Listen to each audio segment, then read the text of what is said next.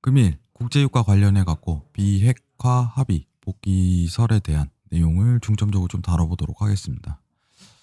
사실 이제 트럼프 정권 내에서 이제 비핵화 합의에 대한 탈퇴를 이란이 진행을 했었는데, 기억하시는 분들은 기억하실 거예요. 2020년도 초였는데 우리 코로나 발생 전에 어떻게 보면은 이제 이란이 핵시설 관련해서 미국이 좀 주둔을 하겠다라고 주장을 하고 거기를 탈퇴했죠. 그리고 이제 미국 쪽에서 경제 제재를 가하기 시작을 했는데, 이거에 대한 복귀설이 조금씩 나오고 있어요.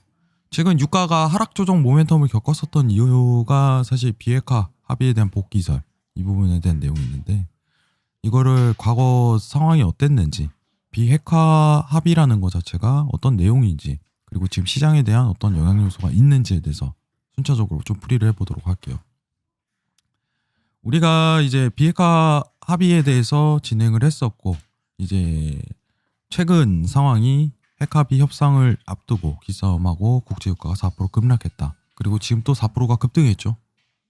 시장 상황은 다들 차트를 보시면 아실 거라고 생각을 해요. 이 내용을 다룰 건데, 우리가 이걸 알기 전에 핵합의가 뭔지 이해를 해야겠죠.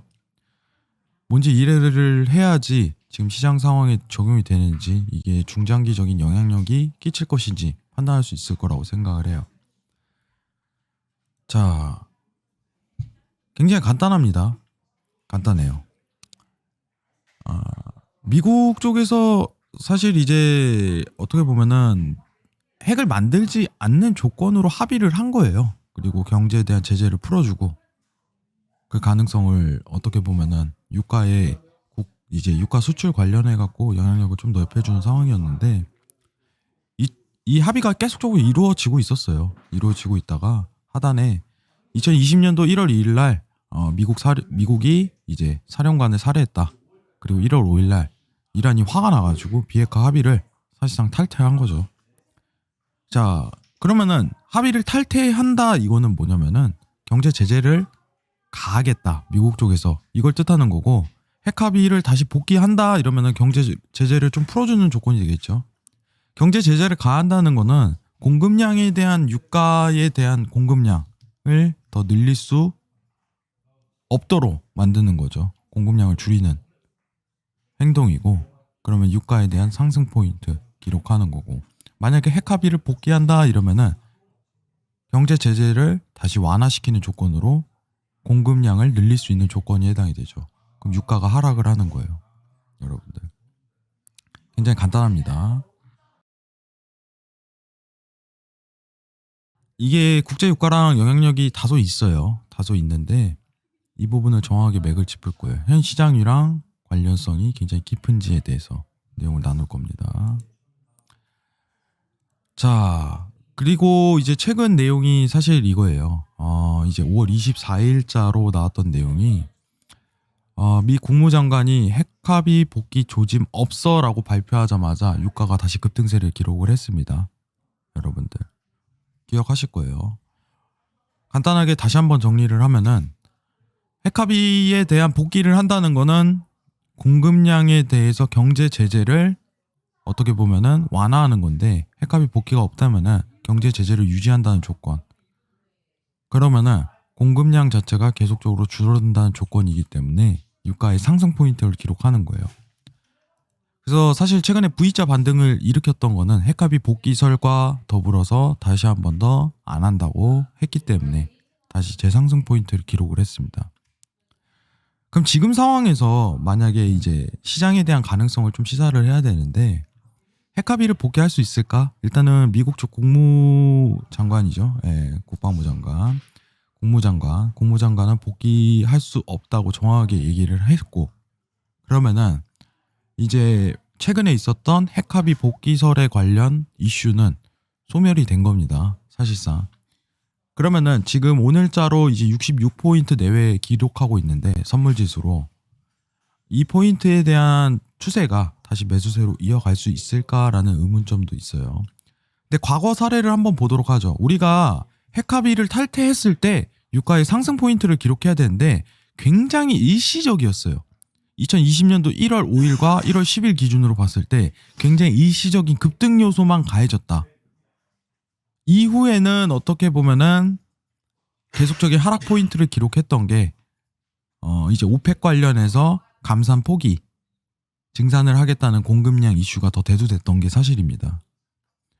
우리가 기억을 해야 되는 게 사실 오펙과 비오펙 사이에서 러시아와 이제 사우디가 대부분의 비중을 차지하고 있기 때문에 이때 이슈 자체가 러시아 사우디로 좀 집중이 됐었어요.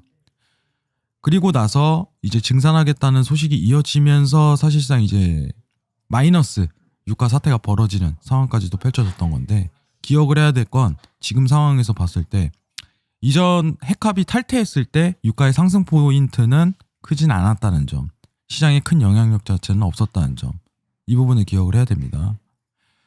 이 이유는 뭐냐면은 우리가 이란이 가진 어떤 이제 오펙 내에서 수출 비중이라든가 공급 비중 자체가 5% 내외예요. 굉장히 극히 드뭅니다. 이 제재를 가한다고 해갖고 오펙 내에서 유가에 대한 공급량을 좌지우지할 만한 수준은 아니라는 점, 이 부분을 기억하시고, 결론은 무슨 뜻이냐면은 지금 시장 상황에서 여러분들, 이란이 만약에 핵합의를 복귀한다고 가정을 하더라도 하락 포인트는 크게 기록하지 못할 것이다 라는 걸 인지해야 돼요. 그러면은 지금 시장 상황에서 어떤 부분을 더 고려를 해야 될까? 국제 유가에 대한 수준은 사실 이제 원유 관련해서 수요도 회복 부분에 대해서 크게 집중을 해야 됩니다.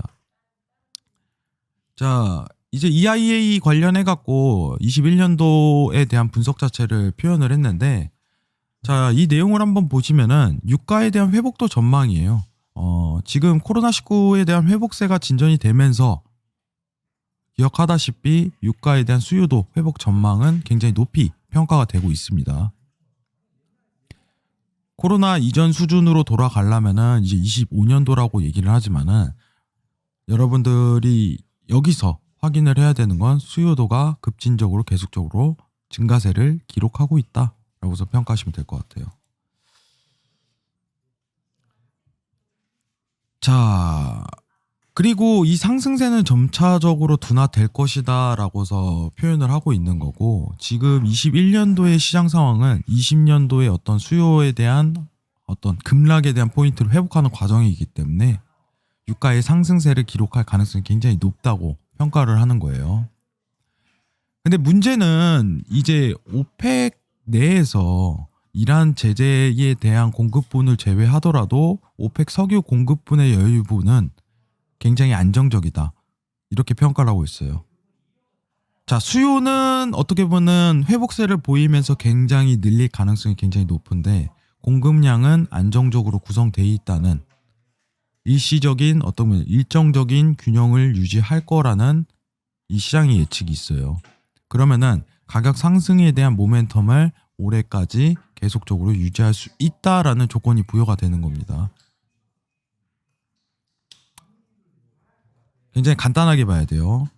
그러면은 대외 경제 관련해서 좀 전체적으로 따져본다면은 이란 핵합의 관련해서 내용보다는 오히려 코로나 회복세와 그리고 이제 미국 내에 있는 어떻게 보면은 이제 에너지 산업에 대한 이제 투자 부분이 유가에 대한 가격을 올해 좌지우지할 것이다 라고서 평가하는 게 맞겠죠. 핵합의 관련해서 20년도 초에 있었던 단발적 이슈는 단기적인 어떤 시장에 대한 흔들림만 만들었을 뿐 중장기적인 모멘텀을 만들지 못했습니다. 꼭 기억하시기 바랍니다. 자, 올해 전망 한번 보도록 할게요. 자, 빨간색만 좀 읽어보면서 내용 나눠보도록 할게요. 리포트. 소비는 세계 석유 공급의 성장을 둔화시킨다. 코로나로 인한 수요 충격과 청정에너지 투자로 이동 모멘텀은 26년까지 전 세계 석유 생산 능력을 확장을 둔화시킬 것이다 라고 평가하고 있습니다. 자, 그리고 밑에 하단에 보면은 타이도일 산업에 대한 전망은 소비규율, 자유로운 현금 흐름 창출, 투자자에 대한 현금 수익률로 사업 모델이 분명한 변화로 인해 완화되었다라고 평가하고 있습니다. 미국에서 셰일을 공급함으로써 어떻게 보면 유가에 대한 가격 하락을 일으킬 수 있는데, 지금 바이든 정부에 대한 어떤 친환경 정책은 어떻게 보면은 이제 공급량에 대한 확대를 이어질 수 있을 가능성이 굉장히 적다는 겁니다. 올해 모멘텀이. 시장에 대한 전망이 공급은 늘어나지 않는 측면에서 이제 수요에 대한 회복은 이루어지고 있다.